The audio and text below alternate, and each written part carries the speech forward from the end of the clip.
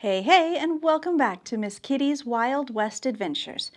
Imagine leaving everything you know behind, crossing an entire continent, and stepping into a world so rugged and unforgiving it could swallow you whole. That was the life of Narcissa Whitman, one of the first white women to ever set foot on the Oregon frontier, and one of the last to see it unbroken.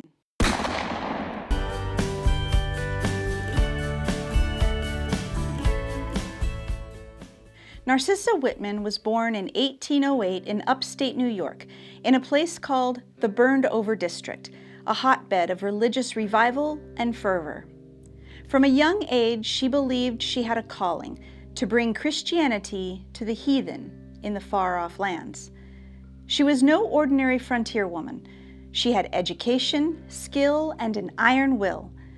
By the time she met Marcus Whitman, she could spin, weave, cook, and even handle frontier medicine. But she had never seen the West, never crossed mountains, never faced the wilderness that awaited her. In 1836, Narcissa and Marcus set out with a small group of missionaries, including Eliza Spalding. They traveled thousands of miles by riverboat, wagon, and horseback through storms, disease, and exhaustion. Narcissa later recalled moments of disbelief, like when she first saw the Missouri River steamboats, remarking innocently about servants ready to supply every want. Little did she know that the real challenges, flooded rivers, steep mountains, and winter snows were just around the bend. And she wasn't just surviving, she was making history. Narcissa and Eliza were among the first white women to cross the continent overland, paving the way for thousands of future settlers. In 1837, Narcissa gave birth to Alice Clarissa, the first American-born child in the Pacific Northwest. Local Cayuse Indians called her Temi, meaning Cayuse girl. But tragedy struck 2 years later. Alice wandered to the river and drowned.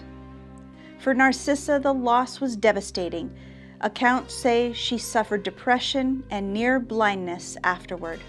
The bright, hopeful missionary had been shadowed by grief. Yet she pressed on. She took in orphans from the Oregon Trail and became a mother figure to the community. The Whitman Mission became a school, a hospital, and a safe haven, a fragile beacon on a vast and dangerous frontier. But life at the mission wasn't simple. Narcissa's formal demeanor, her insistence on rules, and her cultural assumptions sometimes alienated the very people she came to serve. The Cayuse people were polite but wary. They misread her kindness as arrogance. Meanwhile, the mission became more than Indian outpost. It was a way station for thousands of emigrants crossing the Oregon Trail.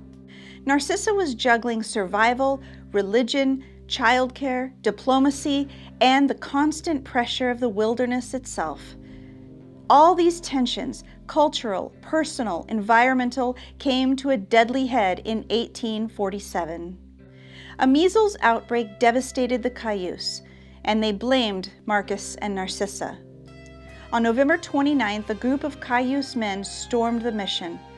Marcus was killed first. Narcissa was next, along with 11 others. It was a tragedy that shocked the country, but also a turning point. The massacre galvanized the U.S. government to formally organize the Oregon Territory, and her story became a cautionary tale of courage, ambition, and the fine line between heroism and hubris. Narcissa Whitman is remembered as a pioneer, a missionary, a mother, and, yes, a martyr. But her story is complicated.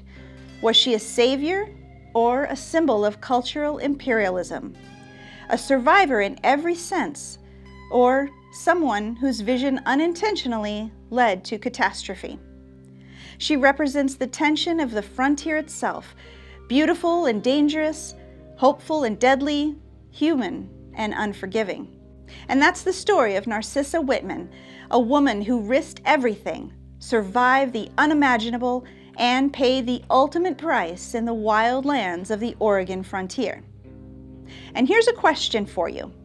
If Narcissa's life were made into a movie, who would play her? Drop your casting pics in the comment below. I can't wait to see who y'all choose. If you enjoyed this adventure, please like, subscribe, and hit that bell so you don't miss our weekly Wild West stories. And in the meantime, I'll catch you on down the Oregon Trail.